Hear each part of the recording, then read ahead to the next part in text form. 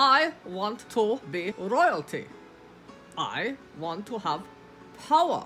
So I'm learning about all of the monarchs in England, throughout history. It's the conquerors and the ones that inherited all of their wealth and glory.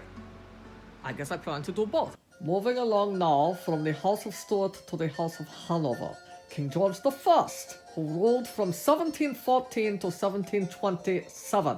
George I was the second cousin of Queen Anne and her closest Protestant relative. So the Act of Settlement in 1701 allowed George to inherit the throne.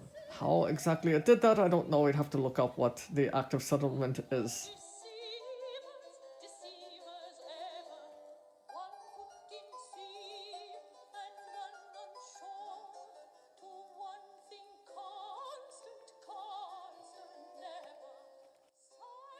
George I was also a German prince, and he ended up spending a good deal of his time in Hanover, Germany. He could afford to do this because, drumroll, during George I's reign in 1721, Sir Robert Walpole became England's first Prime Minister and ended up doing all the work that the royals didn't have to do. So this translated into less royal power and less royal responsibility.